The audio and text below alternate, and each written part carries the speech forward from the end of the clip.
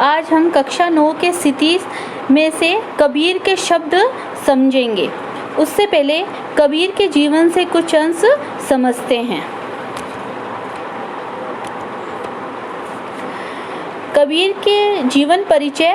भक्ति काल के कवियों में मुख्य स्थान रखने वाले तथा सामाजिक बुराइयों पर कड़ी चोट करने वाले कबीर का जन्म सन 1398 या 1399 में हुआ माना जाता है। ऐसा माना जाता है कि उनका जन्म एक विधवा ब्राह्मणी के गर्भ से हुआ था, जिसने लोक लाज के डर से कबीर को वाराणसी के निकट लहरतारा नामक स्थान पर तालाब के किनारे छोड़ दिया था।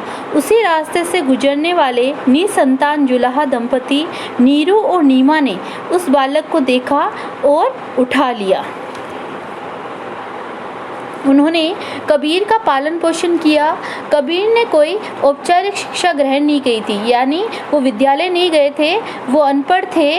उन्होंने कागज और कलम को छुआ भी नहीं था। उन्होंने संतों की संगति से ही ज्ञान प्राप्त किया था, अर्थात उन्होंने संतों की संगत में रहकर जो भी अनुभव किया वो ही ज्ञान उनको प्राप्त था। उनके गुरु का नाम रामानंद जी था, उनकी पत्नी का नाम लोई था। कबीरदास जी की मृत्यु जो है सन 1518 ईस्वी में मगहर में हुई थी। इनका रचना परिचय। कबीर अनपढ़ संत थे। वे पदों की रचना करते तथा गाते। इन्हीं पदों को उनके शिष्यों ने संकलित किया। इन्हें साखी, सबद तथा रमेनी नाम से जाना जाता है। इनका संग्रह बीजक नाम से प्रसिद्ध है। कुछ लोग कबीर ग्रंथावली को भी इनकी ही रचना मानते हैं। कबीरदास जी की काव्यगत विशेषताएं। कबीर के काव्य में गुरु भक्ति, गुरु महिमा, साधु महिमा, आत्मबोध तथा ईश्वर के प्रति अथाह प्रेम की अभिव्यक्ति हुई है। कबीर ने तत्कालीन सामाजिक बुराइयों, मूर्ति पूजा, छुआछूत, ऊंच नीच की भावना आदि पर कड़ा प्रहार किया है। उन्होंने हिंदू मुसलमान एकता तथा विभिन्न धर्मों के बीच समन्वय स्थापित करने का प्रयास किया। इन्होंने हिंदू मुसलमान दोनों धर्मों के तथाकथित ठेकेदार को कड़े शब्दों में निंदा की है। उन्होंने दोनों को सच्चे मन से प्रभु भक्ति का संदेश दिया है, अर्थात इन्होंने हिंदू मुस्लिम एकता पर जोर दिया है। इनका मानना ये था कि हिंदू और मुसलमान एक ही है। भाषा शैली इनकी।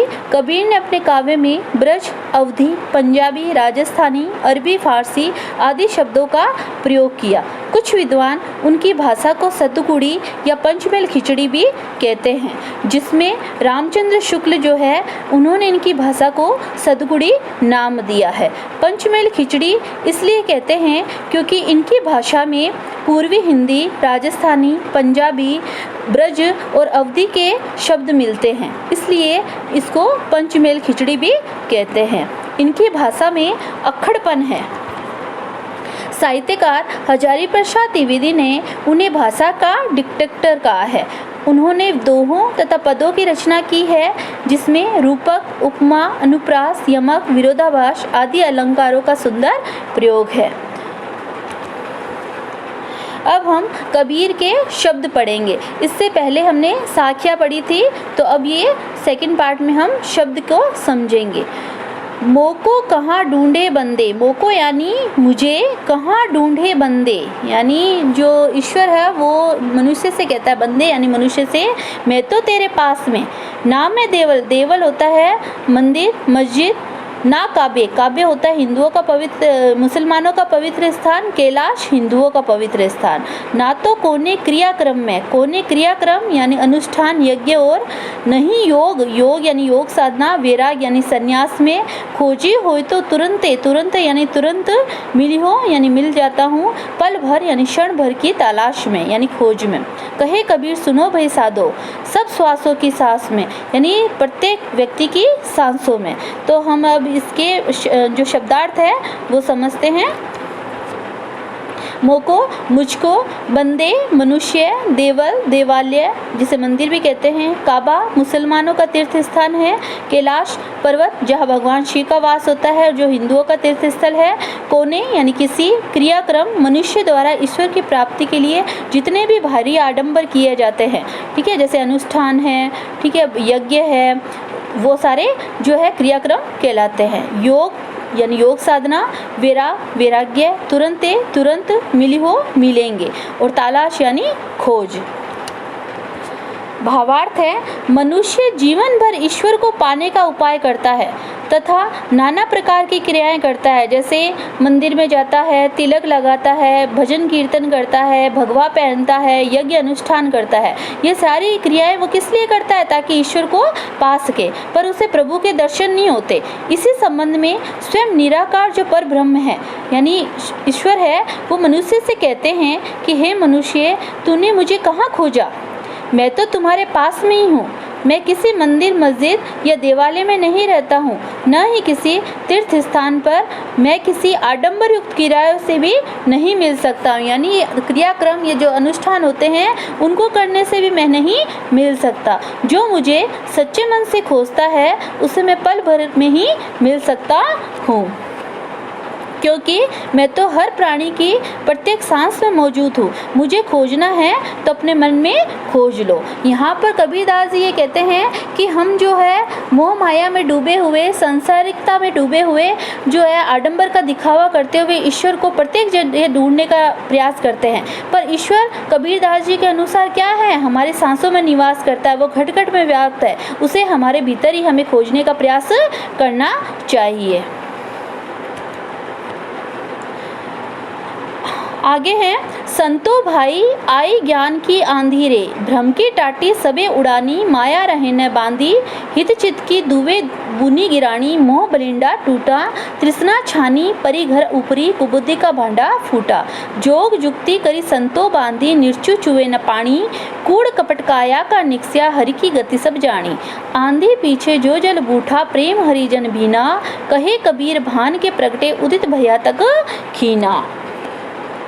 शब्दार्थ, भ्रम यानी संदेह, टाटी घास फूस तथा बांस की जो फफूटियों से बनाया गया जो एक आवरण होता है उसे कहते हैं उड़ानी, उड़ गई, माया मोह जिसे रस्सी का रूप का माना गया है, बांधी बंद कर, हित स्वार्थ, चित मन यानी चित होता है, मन दुवे यानी दो, थूनी सहारे के लिए लगाई गई लकड़ी, टेक यानी छप्पर को सहारे के लिए जो लकड़ी लगाते हैं जिसके ऊपर वो टिकता है उसे कहते हैं, गिरानी यानी गिर गई, बलिंडा मोटी लकड़ी जो छप्पर के बीचों बीच बांधी जाती है, टूटा टूट गया, तृष्णा यानी लालच, छानी यानी छप्पर, कुबुद्धि दुर्बुद्धि, भांडा यानी बर्तन, जोग जुक्ति योग साधना के उपाय। कबीरदास निर्चु तनिक भी, चुवे टपकना, निक्स्या निकल गया, जानी समझ में आई, बूठा बरसा, बीना भीग गया, भान भानु जिसे सूरज कहते हैं, उदित भया यानी निकल आया, तम यानी अंधकार, खीना क्षीण या नष्ट होना।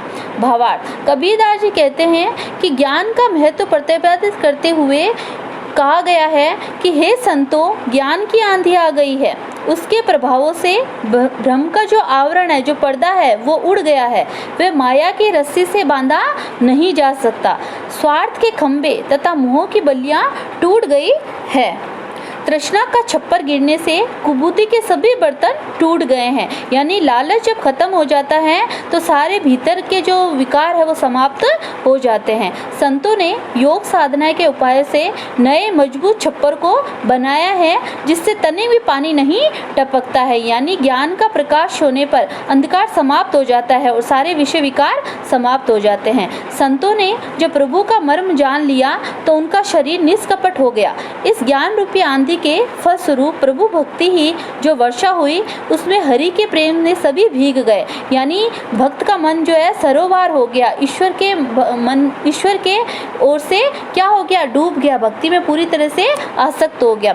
इस प्रकार ज्ञान के सूर्योदय से संतों के मन का अंधकार नष्ट हो गया। तो यहाँ पर कबीरदास जी ये कहते हैं कि जब व्यक्ति के अंदर ज्ञान का प्रकाश होता है वो तो अंधकार समाप्त हो जाते हैं, उसके अंदर जितने भी विषय विकार मोह लालच होते हैं वो सब दूर हो जाते हैं और वो ईश्वर की भक्ति में पूरी तरह से डूब जाता है। धन्यवाद।